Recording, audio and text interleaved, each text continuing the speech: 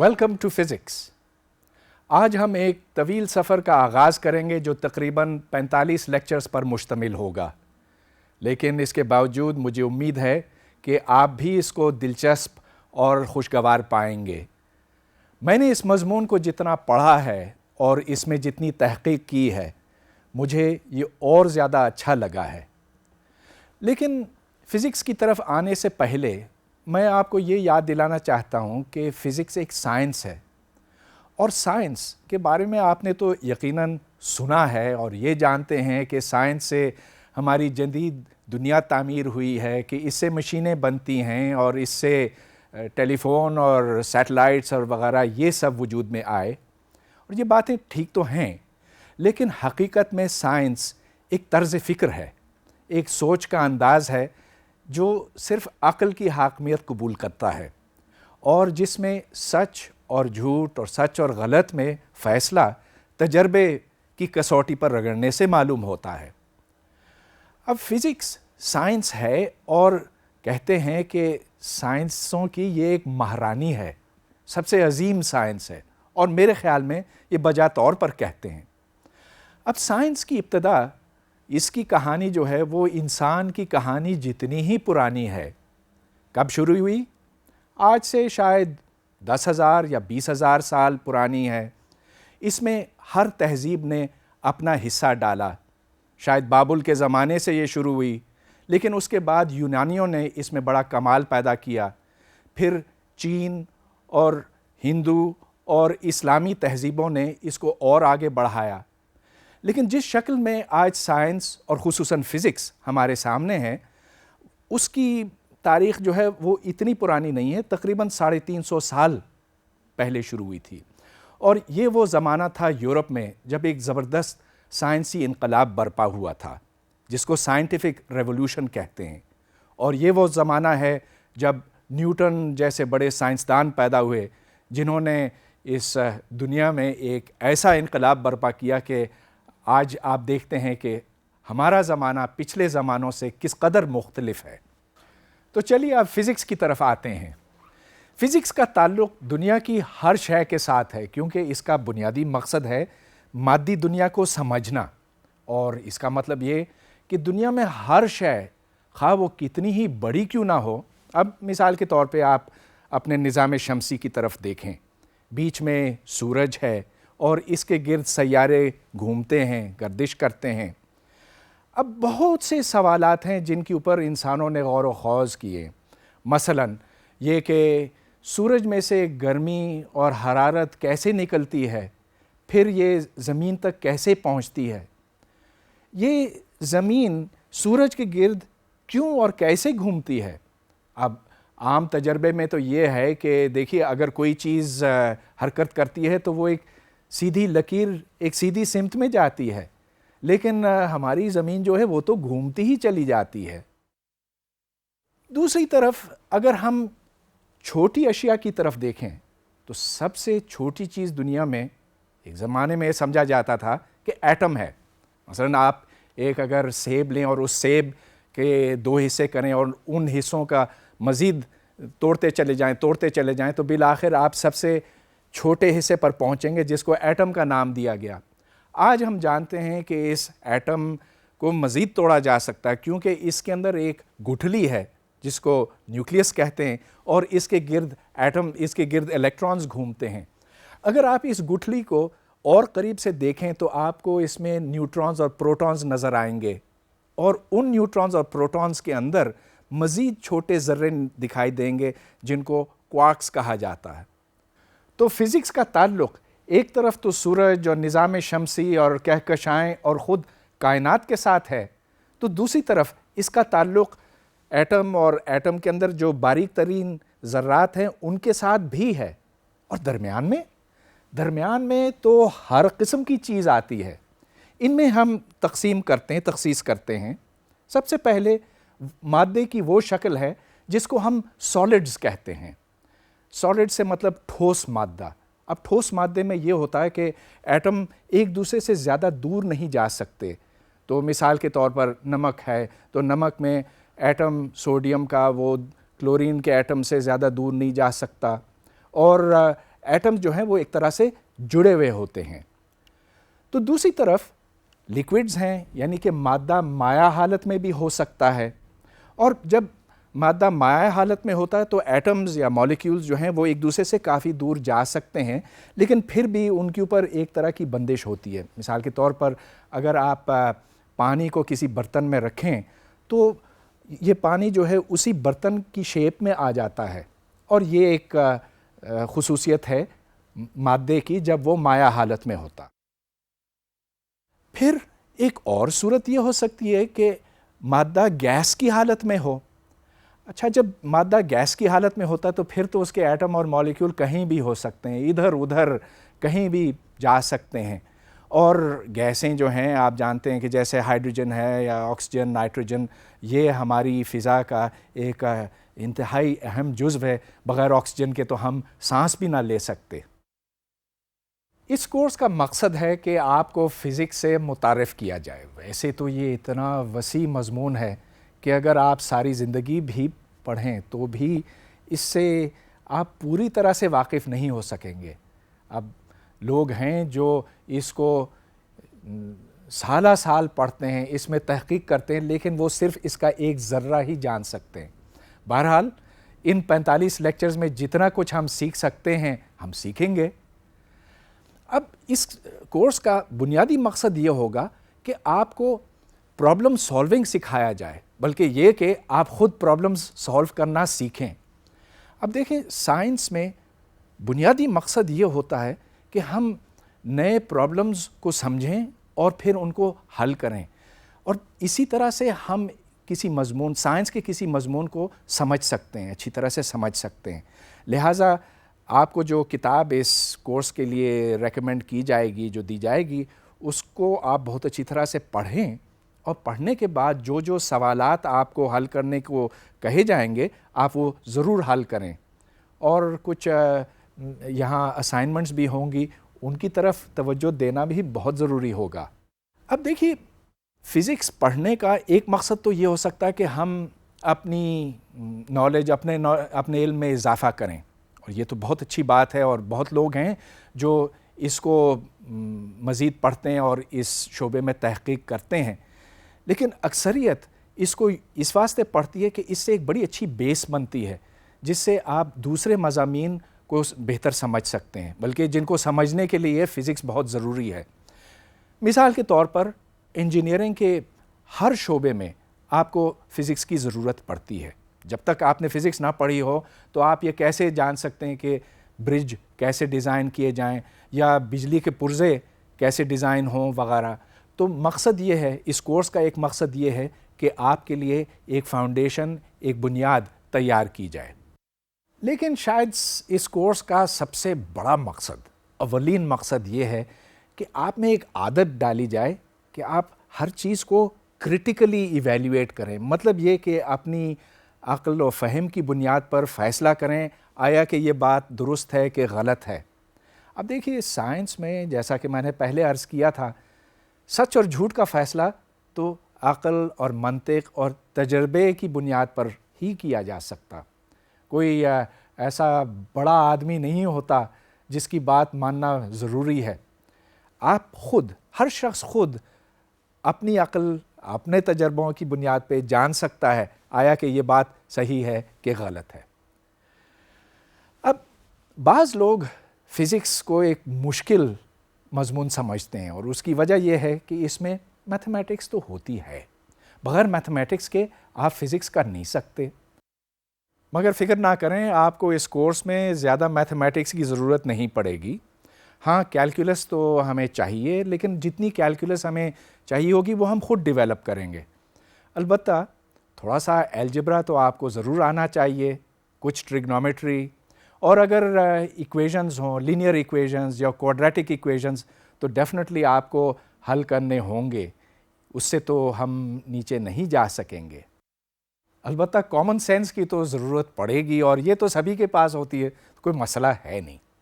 اب چلیے ہم اس کی طرف آتے ہیں کہ فزکس میں کون کون سے شعبے جات ہیں اور جو مین ایریاز ہیں. سب سے پہلے میں ان کی نشاندہی کرنا چاہوں گا. ان کا مطالعہ ہم اس کورس کے دوران کریں گے. تو سب سے پہلے کلاسیکل میکینکس ہے. یہ وہ فزکس کا شعبہ ہے جو نیوٹن کے نام سے منسوب ہے اور جو اس زمانے میں شروع ہوا تھا، لیکن شاید اس سے بھی پہلے شروع ہوا تھا. اس کا تعلق اجسام اور اجسام کی حرکت کے ساتھ ہے. مومنٹم، فورس، انرجی، یہ تمام ایسے تصورات ہیں جو کلاسیکل میکینکس کے دائرے میں آتے ہیں. پھر اس کے بعد ہم بجلی اور مقناطیسیت کی بات کریں گے. اب بجلی اور مقناطیسیت اصل میں ایک دوسرے سے اتنے زیادہ مختلف نہیں ہیں، ہم یہ بھی دیکھیں گے. اور یہ ایک دریافت ہے جو جیمز کلارک میکسویل کی تھی آج سے تقریباً 200 سال پہلے. اور آپ جانتے ہیں کہ اب کوئی چیز دنیا میں بغیر ٹیلی فون یا بغیر ریڈیو یا ٹیلی ویژن کے نہیں ہو سکتی. اس سب کی بنیاد اس وقت ڈلی تھی، یعنی کہ آج سے 200 سال پہلے. تو الیکٹرسٹی اور میگنیٹزم ہم کلاسیکل میکینکس کے بعد پڑھیں گے. جب ہمارے پاس اتنی بیک گراؤنڈ ہو جائے گی تو پھر ہم تھرمل فزکس یعنی کہ گرمی اور حرارت کی فزکس کی طرف آئیں گے. اب یہاں پر ٹیمپریچر اور پھر انٹروپی اور اس طرح کے کانسیپٹس آئیں گے. ان کا ہمارے روزمرہ کی زندگی کے ساتھ ایک بڑا گہرا تعلق ہے. تو یہ جو 3 ایریاز ہیں، classical mechanics, electricity and magnetism اور تھرمل فزکس، ان کے اوپر تو ہم خاصا وقت صرف کریں گے. لیکن ایک اور شعبہ ہے جس کا تعلق زیادہ ایٹم اور ایٹم کی سطح کی فزکس کے ساتھ ہے. اس پر تو میں زیادہ وقت نہیں لگا سکوں گا، اس لیے کہ اس کو سمجھنے کے لیے اور اس کا صحیح مطالعہ کرنے کے لیے آپ کو خاصی میتھمیٹکس کی ضرورت ہے. تو میرا مشورہ ان لوگوں کے لیے جو فزکس کو مزید پڑھنا چاہتے ہیں یہ ہوگا کہ آپ میتھمیٹکس کو علیحدہ سے پڑھیں اور خوب اچھی طرح سے پڑھیں. جس طرح ایک مکان اینٹوں سے تعمیر ہوتا ہے، اسی طرح فزکس کے ہر شعبے میں ہر شے 3 قسم کی اینٹوں سے تعمیر ہوتی ہے. ان کو ڈائمینشنز کہتے ہیں. ڈائمینشنز ایک تصور ہے جو تقریباً 200 سال پرانا ہے اور جو ایک فرینچ سائنسدان جس کا نام جوزف فوریر تھا اس نے اس کو جنم دیا. اب جو 3 قسم کے ڈائمینشنز ہوتے ہیں، آئیے اس کی طرف ہم توجہ کرتے ہیں. تو سب سے پہلے ٹائم کا ڈائمینشن ہے. ٹائم یعنی وقت. اس کی حقیقت کیا ہے؟ اب فلسفیوں نے تو اس کے اوپر صدیوں سے بحث کی ہے، لیکن سائنسدانوں کو، فزسسٹ کو ان بحثوں سے کوئی بہت زیادہ دلچسپی نہیں ہے. فزکس میں ہم یہ جاننا چاہتے ہیں کہ کسی شے کو، کسی ڈائمینشن کو ناپا کیسے جائے، اس کو میجر کیسے کیا جائے. اور ظاہر ہے کہ وقت ناپنے کے لیے ایک آلہ ہے جس کو گھڑی کہتے ہیں. اب گھڑیاں طرح طرح کی ہو سکتی ہیں. مثال کے طور پر میری نبض یہ بھی ایک گھڑی ہے. کوئی بہت اچھی گھڑی تو نہیں ہے. جب میں یہاں یوں کھڑا ہوتا ہوں تو میری نبض ایک رفتار پر چلتی ہے، لیکن جب دوڑتا ہوں تو نبض تیز ہو جاتی ہے. لیکن اس سے ایک بہتر گھڑی لٹکن یعنی پینڈولم ہے. اب پینڈولم یوں جاتا ہے اور واپس آتا ہے، اور ہر دفعہ جب جاتا ہے اور واپس آتا ہے تو اتنا ہی دورانیہ ہوتا ہے. چنانچہ وقت ناپنے کے لیے یہ بہتر ہے. ایک اور مثال، زمین اپنے محور کے گرد گھومتی ہے، اور جب گھومتی ہے تو ٹھیک 24 گھنٹے کے بعد واپس آتی ہے. بلکہ جب یہ واپس آتی ہے تو ہم کہتے ہیں کہ 24 گھنٹے گزرے ہیں.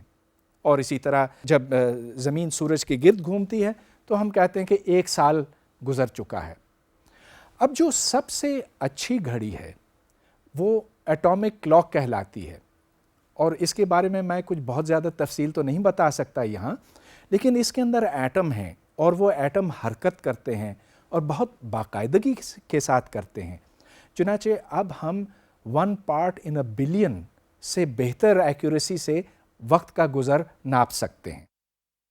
اب ہم آتے ہیں لینتھ کی طرف، لینتھ کے ڈائمینشن کی طرف، یعنی کہ لمبائی.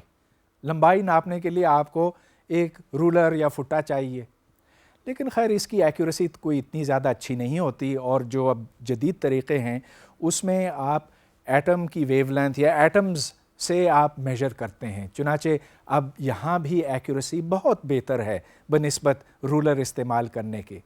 بہرحال میرا مقصد یہ کہ وقت اور لمبائی، ان دونوں کو آپ ناپ سکتے ہیں اور یہ فنڈامنٹل ڈائمینشنز ہیں۔ تیسرا فنڈامنٹل ڈائمینشن ماس ہے۔ ماس یہ بتاتا ہے کہ کسی جسم کے اندر مادے کی مقدار کتنی ہے، اور اگر مثال کے طور پر میرے پاس ایک سیب ہے، اس کے ساتھ میں ایک اور سیب جوڑ دوں تو ماس کی مقدار ڈبل ہو جائے گی۔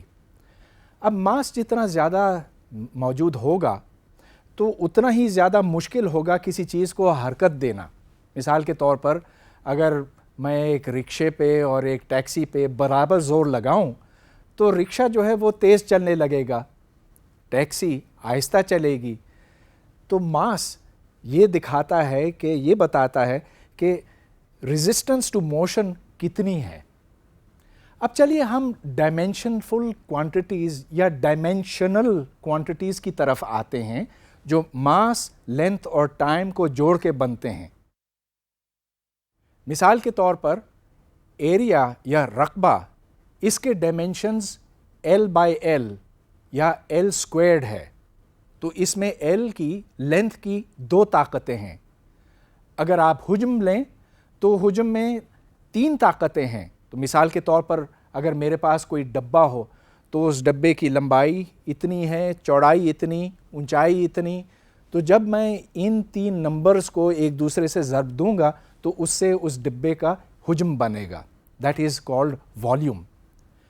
اس سے ہم ایک اور چیز بنا سکتے ہیں جسے کثافت یا ڈینسٹی کہتے ہیں۔ تو ڈینسٹی کے ڈائمینشنز بنیں گے میس پر یونٹ والیوم یا ماس ڈیوائیڈڈ بائی L⁻³ تو اسی طرح سے ہم فریکوینسی کے ڈائمینشنز نکالتے ہیں۔ فریکوینسی کیا چیز ہوتی ہے؟ مثال کے طور پر ایک پینڈولم ہے جو 1 سیکنڈ میں 2 مرتبہ آتا ہے اور جاتا ہے، تو اس کی فریکوینسی 2 ہے۔ یا بجلی کا کرنٹ لیں تو بجلی کا کرنٹ جو ہمارے عام گھروں میں ہوتا ہے، بجلی کا کرنٹ کبھی اس طرف جاتا اور کبھی اس طرف آتا ہے، اور ایک سائیکل یعنی کہ یہاں سے جانا اور یہاں تک واپس آنا یہ 50 دفعہ ہوتا ہے ہر سیکنڈ کے دوران، تو اس کی فریکوینسی 50 ہے۔ اسی طرح سپیڈ رفتار، اس کی ڈائمینشنز ہیں L/T یا L ٹائمز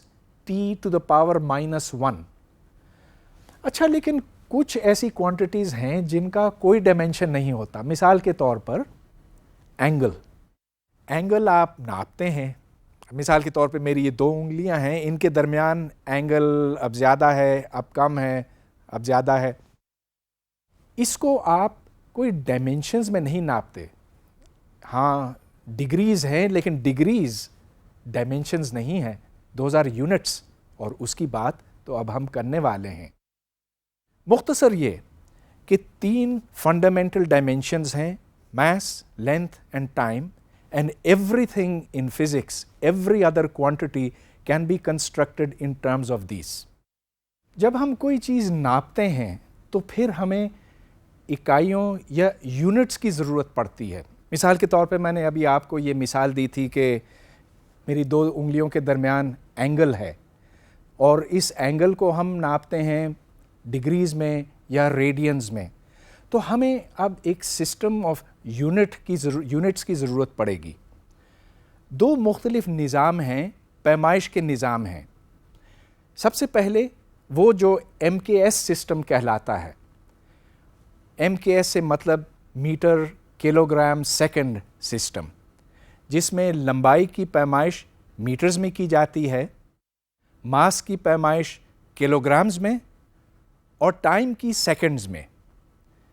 پھر ایک اور نظام ہے جو CGS سسٹم کہلاتا ہے، جس کا مطلب ہے centimetre gram second system. تو یہاں پر پیمائش لمبائی کی سینٹی میٹرز میں ہوتی ہے، ماس کی گرامز میں، اور ٹائم کی MKS کی طرح سیکنڈز ہی میں ہوتی ہے۔ اب لینتھس کو سمجھنے کے لیے چلیے ہم دیکھتے ہیں کہ مختلف لینتھس جو دنیا میں ہیں اور جن سے ہمارا سابقہ پڑتا ہے وہ کیا کیا ہیں۔ مثال کے طور پر ایک قداور شخص کی لمبائی تقریباً 2 میٹر ہے، کرکٹ کے گراؤنڈ عموماً 300 میٹر سے زیادہ ہوتے ہیں، لیکن جب ہم بہت بڑے لینس کی بات کرتے ہیں تو اس کے لیے ہمیں سائنٹیفک نوٹیشن کی ضرورت پڑتی ہے، اور وہاں ہم 10 کی طاقتیں یا پاورز آف 10 استعمال کرتے ہیں۔ تو مثال کے طور پر اگر زمین کا آپ سائز لیں تو وہ size 6 times 10 to the power 6 metres ہے، اور اگر زمین سے سورج کا فاصلہ لیں تو that's about 1.5 times 10 to the power 11۔ اسی طرح ہم کائنات کے دائرے کی بھی بات کرتے ہیں۔ اب کائنات بہت وسیع ہے، لیکن آج ہم جانتے ہیں کہ یہ لامحدود نہیں، محدود ہے، اور اس کا دائرہ تقریباً 10 ٹو دا پاور 26 میٹرز ہے۔ اب دوسری طرف دنیا میں بہت سی چھوٹی چیزیں بھی ہیں۔ مثال کے طور پر کاغذ کے ایک ورق کی موٹائی لگ بھگ 10 ٹو دا پاور -4 میٹرز ہے، اور ایٹم، مثال کے طور پر ہائیڈروجن ایٹم، اس کا دائرہ تقریباً 10 ٹو دا پاور -10 میٹرز ہے۔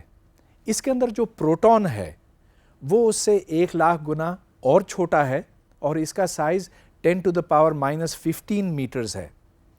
تو یہ لمبائی کے مختلف پیمانے، مختلف سکیلز ہیں۔ اسی طرح وقت کے اور ماس کے بھی مختلف سکیلز ہیں۔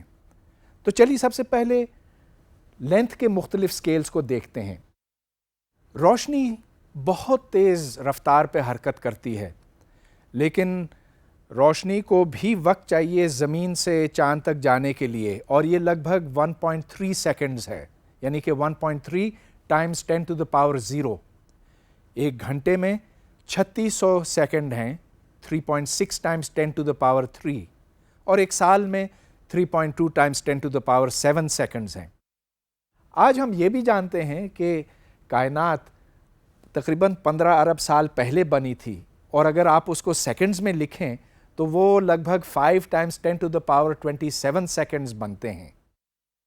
دوسری طرف ایسے واقعات یا ایونٹس ہیں جن کے درمیان دورانیہ بہت کم ہوتا ہے۔ مثال کے طور پر اگر آپ اپنی پلکیں جھپکائیں تو میرا اندازہ ہے، اور آپ کو یہ چیک کرنا چاہیے، کہ 1 سیکنڈ میں آپ 2 دفعہ شاید یہ کر سکیں، یعنی کہ فریکوینسی 2 پر سیکنڈ ہے۔ اگر آپ ایک ریڈیو ویو لیں تو یہ ریڈیو ویو ایک الیکٹرو میگنیٹک ویو ہے جس میں اتار اور چڑھاؤ 1 سیکنڈ میں 10 ٹو دا پاور 8 دفعہ ہوتا ہے، یعنی کہ اس کی جو ٹائم ڈیوریشن ہے that is 10 to the power -8 seconds. Mass کے بھی مختلف پیمانے ہیں۔ مثال کے طور پر ایک عام شخص کا وزن تقریباً 70 کلو گرام ہوتا ہے، ایک گاڑی کا وزن تقریباً 1000 کلو گرام ہے، جبکہ ایک بحری جہاز کا اس سے 1000 گنا زیادہ، یعنی کہ 10 to the power 6 kilogram ہے۔ اور یہاں آپ یہ نوٹ کر رہے ہیں کہ میں پھر سے پاورز آف 10 استعمال کر رہا ہوں۔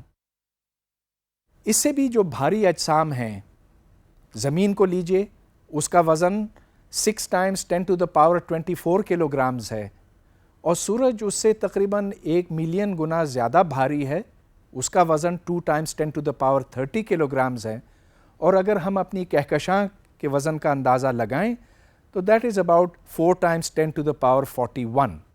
اب چھوٹی چیزوں کی طرف آتے ہیں۔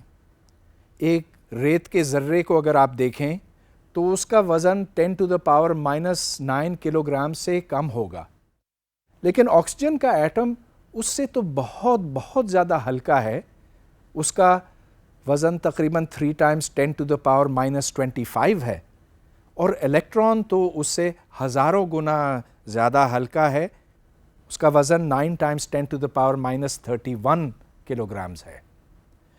اب یہ سارے یونٹس ہیں۔ میں نے MKS اور CGS میجرمنٹ سسٹمز کی بات کی تھی، لیکن اکثر ہمیں ضرورت پڑتی ہے ایک سسٹم سے دوسرے سسٹم تک جانے کی، تو اس کو کنورژن آف یونٹس کہتے ہیں۔ اس کے لیے چند یوزفل کنورژن فیکٹرز ہوتے ہیں جو اگر آپ کو یاد رہے تو بہت اچھا ہے۔ مثلا یہ کہ 1 انچ 2.54 سینٹی میٹرز کے برابر ہے، اور کہ 1 میٹر 3.28 فیٹ کے برابر ہے۔ اب بعض دفعہ ہمیں اور کوانٹیٹیز کو بھی کنورٹ کرنا پڑتا ہے، تو میں اس کی ایک مثال آپ کو دیتا ہوں۔ مثال کے طور پر آپ مائلز پر آور کو میٹرز پر سیکنڈ میں کنورٹ کرنا چاہتے ہیں، تو اس کا پورا حساب آپ کے سامنے اسکرین کے اوپر موجود ہے۔ 1 mile per hour کو لکھا گیا ہے as 1 mile per hour times 5280 feet per mile times 1 meter for 3.28 feet, اور وہ اس لیے کہ 3.28 feet is equal to 1 meter.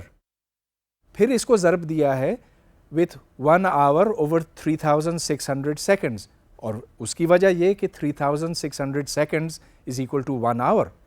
اب آپ یہاں یہ نوٹ کر رہے ہوں گے کہ فٹ کے ساتھ کٹ جاتا ہے، آور کے ساتھ کٹتا ہے، اور مائل کے ساتھ کٹتا ہے، اور صرف میٹر پر سیکنڈ آخر میں رہ جاتا.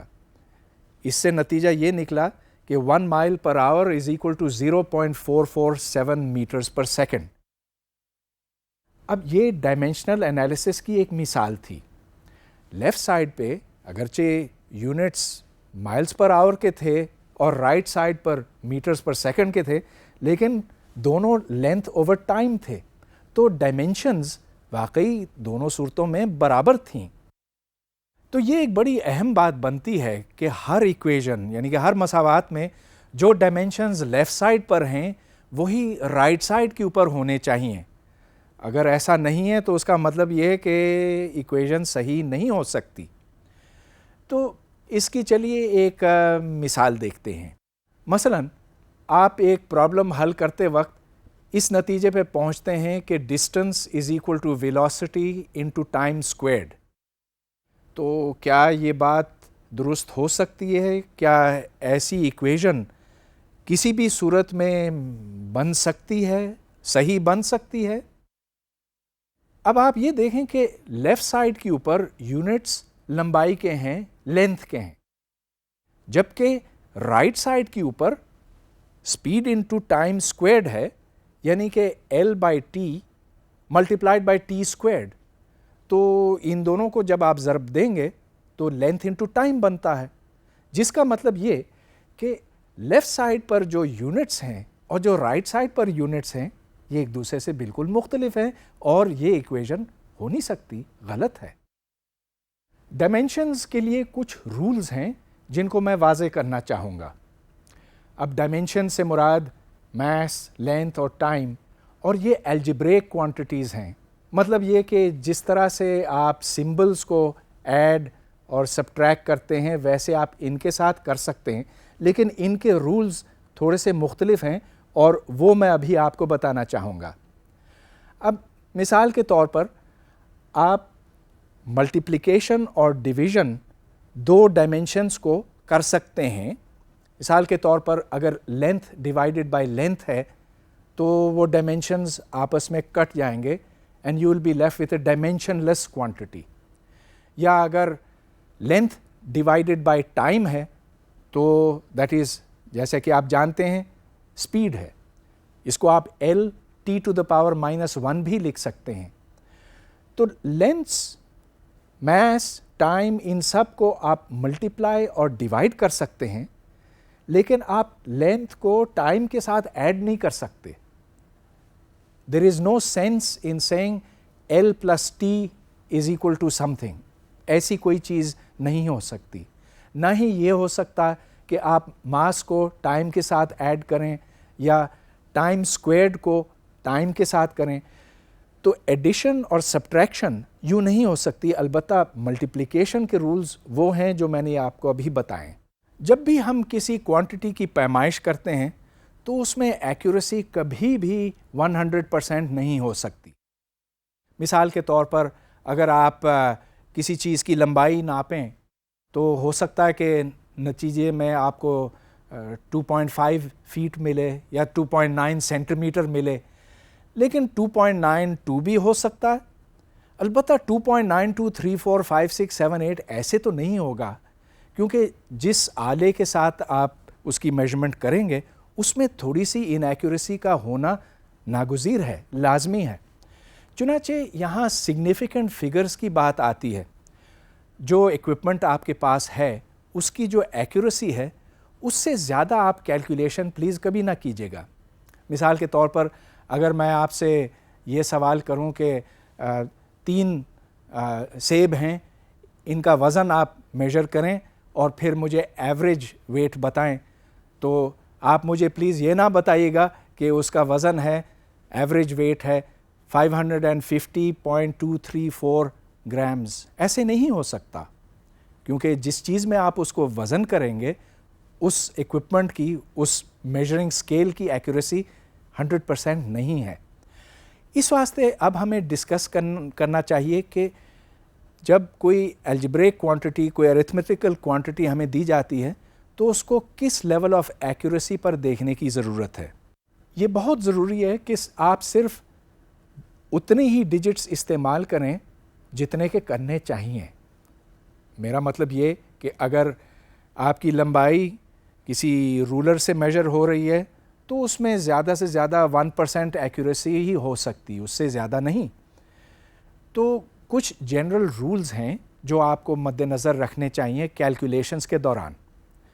مثال کے طور پر دو نمبرز کو جمع کرتے وقت، اچھا اگر ایک نمبر ہے جس کی ایکوریسی 95.9 ہے اور دوسری کی 39.32 ہے تو چلیے آپ نے جمع کیا اور 135 بن گیا، لیکن زیادہ مناسب یہ ہوگا کہ اس کی ایکوریسی کو 135 کہا جائے. تو اس کے آگے جو ڈیسیمل فگرز ہیں وہ لگانے کا کوئی ایسا خاص مقصد نہیں، اس سے کوئی فائدہ حاصل نہیں ہوگا. یہ بات یہاں پر اور زیادہ واضح ہے سبٹریکشن کرتے وقت بھی اور ملٹیپلیکیشن اور ڈویژن کے وقت بھی. اب مثلا ملٹیپلیکیشن کرتے وقت ایک نمبر کی ایکوریسی ہے to one figure of decimal 105.8، دوسرا ہے 31.4. اگر آپ اس کو کھولیں تو یہ 6 فگرز بنتے ہیں، لیکن اس کو اصل میں ہمیں راؤنڈ آف کرنا چاہیے. مطلب یہ کہ وہ جو 0.12 ہے ڈیسیمل فگر کے بعد وہ کوئی ایسے معنی نہیں رکھتا، اس کو چھوڑ دینا چاہیے. اسی وقت اور اسی طرح ڈویژن کرتے وقت 105.8 کو اگر 31.4 سے آپ ڈیوائڈ کریں تو بہت سے ڈیسیمل فگرز آپ کو ملیں گے، لیکن مناسب یہ ہوگا کہ آپ اس کو 3.37 پہ کٹ آف کر لیں، کیونکہ جو دو نمبرز ہیں they are known only to one decimal figure of accuracy. لہٰذا 5 ڈیسیمل فگرز 3 کے بعد لگانا کوئی زیادہ انفارمیشن آپ کو نہیں پہنچاتا. اب میں آرڈر آف میگنیٹیوڈز کی بات کرنا چاہوں گا. آرڈر آف میگنیٹیوڈ سے مطلب یہ کہ ہم اندازاً کسی کوانٹٹی کا حساب لگانا چاہتے ہیں، اور اس کی میں بہت سی مثالیں آپ کو دے سکتا ہوں. فزکس میں اکثر اوقات ایگزیکٹ کیلکولیشن کرنا ممکن نہیں ہوتا، یا تو ہمارے پاس اتنی انفارمیشن نہیں ہوتی، یا پرابلم بہت مشکل ہوتا ہے، یا جو بھی. تو یہ اشد ضروری ہے کہ ہم اندازے لگا سکیں. اور اب میں آپ سے آرڈر آف میگنیٹیوڈ کے بارے میں ڈسکس کرنا چاہتا ہوں.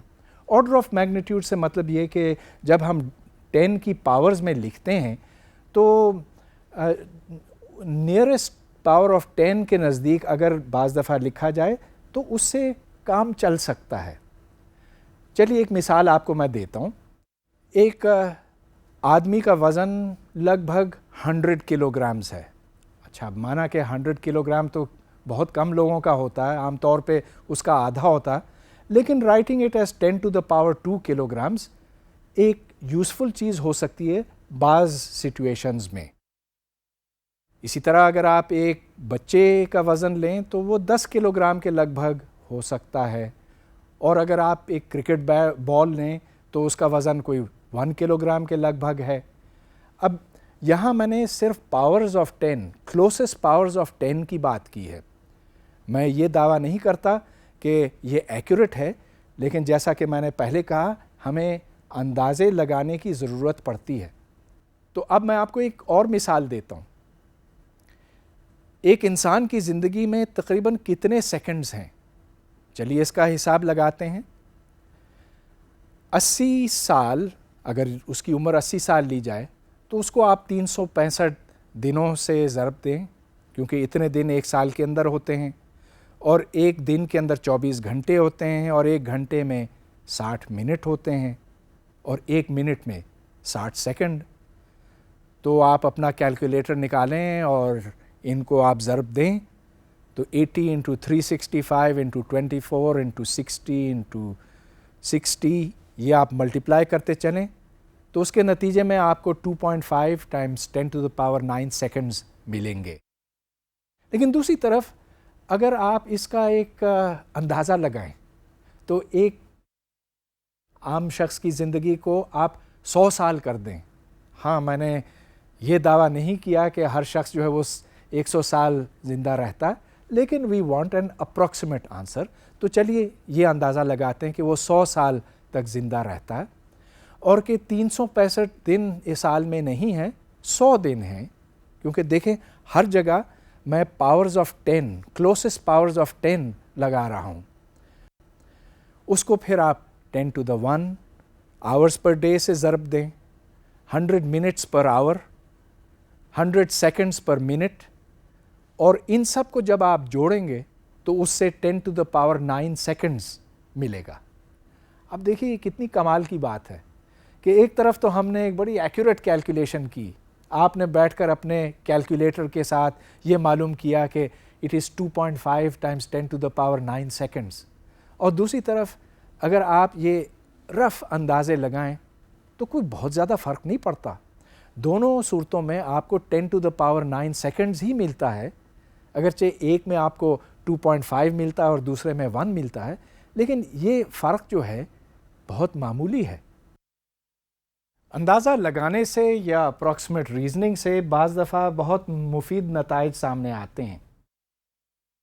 کچھ وقت پہلے میں نے کسی اخبار میں یہ خبر پڑھی کہ صرافہ بازار میں ڈاکہ ڈلا، کچھ مسلح افراد آئے اور انہوں نے دکانداروں سے 10 کروڑ روپے لوٹ لیے. پھر اس رقم کو انہوں نے موٹر سائیکل کے اوپر رکھا اور پھر فرار ہو گئے. اب سوال یہ پیدا ہوتا ہے کہ کیا اتنی بڑی رقم ایک موٹر سائیکل کے اوپر رکھی جا سکتی ہے کہ نہیں؟ تو اس کو جانچنے کے لیے چلیے ایک چھوٹا سا تجربہ کرتے ہیں. یہ ایک ترازو ہے، اس وقت خالی ہے. میری جیب میں 10,000 روپے ہیں. گن لیتا ہوں، 1 2 3 4 5 6 7 8 9 اور 10. اچھا، اگر یوں اٹھاؤں تو یہ پڑ رہا ہے، اس طرف جھک جاتا. اب اس پہ میں ایک 20 گرام کا وزن ڈالتا ہوں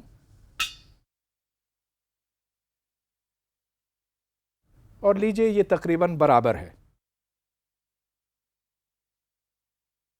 تو ثابت ہوا کہ 10,000 روپوں کا وزن 20 گرام ہے، جس کا مطلب یہ کہ 1,00,000 روپے کا وزن 200 گرام یعنی کہ 0.2 کلو گرام ہوگا، اور 1 کروڑ کا 20 کلو گرام ہوگا. 10 کروڑ کا 200 کلو گرام. اب 200 کلو گرام تو 3 آدمیوں کے وزن کے برابر ہے، اور یہ کوئی ممکن نہیں کہ کسی موٹر سائیکل کے اوپر اتنی بڑی رقم رکھی جا سکے. لہٰذا کہیں دال میں کالا ہے. سائنسی طریقہ کار کی تو یہ ایک بڑی معمولی مثال تھی، لیکن ہم یہ دیکھیں گے آئندہ کے لیکچرز میں کہ ہر شعبے میں، فزکس کے ہر شعبے میں یہی طریقہ کار استعمال ہوتا ہے، اور اس کو دا سائنٹیفک میتھڈ کہتے ہیں. اس کے خد و خال تو بعد میں واضح ہوں گے، لیکن مختصراً یہ بتاتا چلوں کہ سب سے پہلے تو مشاہدات ہوتے ہیں، آبزرویشنز، جس کی بنا پر ایک ابتدائی سوچ پیدا ہوتی ہے. اس کے بعد ایک ذہین سائنسدان کے دماغ میں ایک ہائپوتھیسس یا مفروضہ جنم لیتا ہے. اب مفروضہ یا ہائپوتھیسس جو ہے ایک کچی پکی چیز ہو سکتی ہے، مطلب یہ کہ معلوم نہیں کہ یہ صحیح ہے کہ غلط. اب اس کو پرکھنے کے لیے اس کی پیشن گوئیوں کا مقابلہ کرنا ہوتا ہے مزید مشاہدات کے ساتھ، یعنی کہ اس کو تجربے کی کسوٹی پہ رگڑنا ہوتا ہے. جب کسی لاء کو بار بار پرکھا جاتا ہے اور بار بار یہ دیکھا جاتا ہے کہ یہ کامیاب ہے، مطلب یہ کہ پیشن گوئیوں کو جب مشاہدات کے ساتھ ملایا جاتا ہے اور ان میں میل ہوتا ہے، تو پھر اس کو ایک بڑی حیثیت ملتی ہے، یعنی کہ اس کو سائنٹیفک تھیوری کا درجہ دیا جاتا ہے. اب سائنٹیفک تھیوری کو اردو میں کہتے ہیں سائنسی نظریہ، اور نظریہ کوئی اتنی اچھی چیز نہیں سمجھی جاتی ہے. مطلب یہ کہ میرا نظریہ یہ، آپ کا وہ. لیکن سائنس میں یہ مطلب نہیں ہوتا تھیوری کا. ایک مثال میں آپ کو دیتا ہوں، Newton's theory of gravitation, Newton's theory of motion. اب ہم آئندہ کے لیکچرز میں دیکھیں گے وہ لیکچرز جن کا تعلق کلاسیکل میکینکس سے ہے اور جو نیوٹن کی تھیوری سے منسوب ہیں، کہ اس سے کیا کچھ کمالات برآمد ہوتے ہیں. لیکن جیسے کہ آپ جانتے ہوں گے، آئنسٹائن نیوٹن کے بہت بعد آیا اور آئنسٹائن نے یہ ثابت کیا کہ نیوٹن کی تھیوری کے پیچھے جو بعض عناصر ہیں وہ مکمل طور پر درست نہیں ہو سکتے. تو اس کا مطلب کیا یہ نکلتا ہے کہ نیوٹن کی تھیوری غلط ہے؟ نہیں، اس کا مطلب یہ ہرگز نہیں بنتا. اب نیوٹن کی تھیوری کا اطلاق اگر آپ کسی بھی پارٹیکل کے اوپر کریں، بشرطے کہ وہ پارٹیکل روشنی کی رفتار کے نزدیک نہ چل رہا ہو، یعنی کہ اس انتہائی درجے کی رفتار سے نہ چل رہا ہو، تو نیوٹن کی تھیوری بآسانی اور بہت مؤثر طور پر استعمال ہو سکتی ہے. مثلاً جب زمین سے دور آسمانی کسی سیارے پہ ہم کوئی خلائی جہاز بھیجتے ہیں تو ہم نیوٹن کے قوانین استعمال کرتے ہیں. ہمیں آئنسٹائن کے لاز استعمال کرنے کی ضرورت ہی نہیں. میرا مطلب یہ کہ جو تھیوری آف ریلیٹیوٹی ہے جو آئنسٹائن کی تخلیق تھی، اس کا ہمیں صرف ان حالات میں استعمال کرنے کی ضرورت پڑتی جہاں مثال کے طور پر الیکٹرانز ہیں اور وہ الیکٹرانز روشنی کی رفتار کے نزدیک حرکت کرتے ہیں. تو دنیا میں جہاں پارٹیکل فزکس کے اوپر تحقیق ہوتی ہے، بڑے بڑے پارٹیکل ایکسیلریٹرز ہیں، تو ادھر ہم نیوٹن کے لا نہیں استعمال کرتے، نہیں کر سکتے، کیونکہ وہ دائرہ ہے ہی نہیں جہاں اس کا استعمال جائز ہے. آخر میں ایک بات کہوں گا جو شاید آپ کو تھوڑی سی عجیب لگے. دیکھیے، اس لیکچر میں نے اس بات کے اوپر بہت زور دیا کہ فزکس کا تعلق مادی دنیا کے ساتھ ہے اور کہ اس کا مقصد ہے کہ وہ رولز، وہ قوانین معلوم کیے جائیں جو ہماری کائنات کے پیچھے ہیں اور جو اس کو آگے چلاتے ہیں. گویا کہ ہم ٹھوس چیزوں کی بات کر رہے ہیں. لیکن دوسری طرف، اور یہ عجیب بات ہے، کہ فزکس کے تصورات جو ہیں وہ ایبسٹریکٹ ہیں اور وہ صرف ہمارے ذہنوں میں ایگزسٹ کرتے ہیں. یہ تصورات ہمارے ذہنوں کی تخلیق ہے. اب میں اس کی تھوڑی سی وضاحت کرنا چاہوں گا.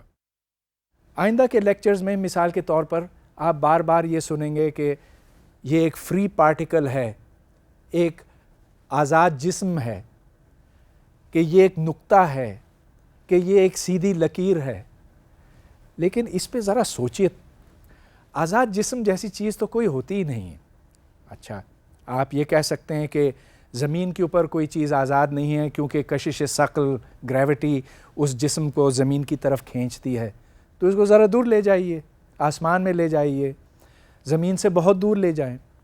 اچھا، کتنا دور لے جائیں؟ یہاں سے 1 کروڑ میل دور لے جائیں، 100 کروڑ میل دور لے جائیں، لیکن وہ بھی کافی نہیں ہوگا، کیونکہ تھوڑی سی کشش، تھوڑی سی طاقت تو ضرور رہے گی جو زمین کی طرف اس جسم کو کھینچتی ہے. اور اگر آپ بہت دور لے جائیں گے تو پھر کہکشائیں ہیں، دوسرے سیارے ہیں، جو کچھ.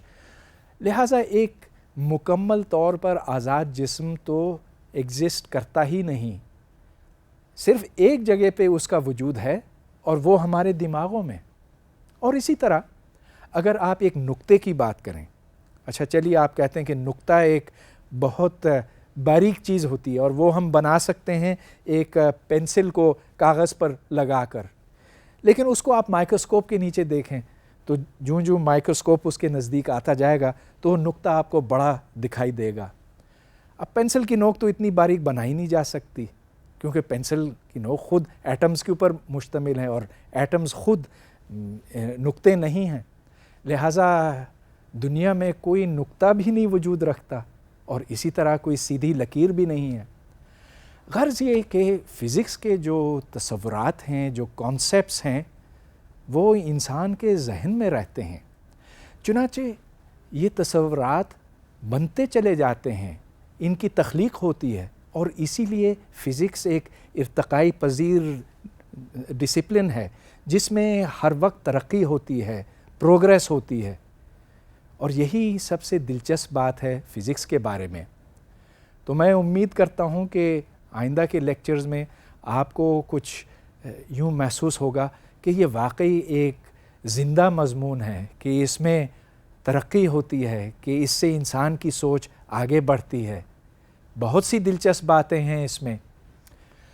اس سب تک پہنچنے کے لیے آپ کو بھی تھوڑی سی محنت کرنی پڑے گی۔ جب تک آپ پرابلمز نہ حل کریں اور خود سے، ہاں ٹھیک ہے دوستوں کے ساتھ آپ مل کر کچھ مدد لیں، ان کے ساتھ بھی آپ مشورہ کریں، لیکن اس کا آپ یقین کریں کہ ہر پرابلم کو آپ خود سے بھی سالو کر سکتے ہیں، اور جتنے زیادہ پرابلمز آپ سالو کریں گے فزکس میں آپ کی مہارت اسی حساب سے بڑھتی جائے گی۔ دوسرے یہ کہ یہ نہ سمجھیں کہ کسی ایک کورس سے، خواہ وہ یہ ہو یا کہیں اور آپ نے کورس لیا ہو، کہ اس سے آپ کی تشنگی پوری ہو سکے گی، کہ آپ کی جو معلومات ہے وہ کبھی مکمل ہو سکے گی۔ ایسا کبھی نہیں۔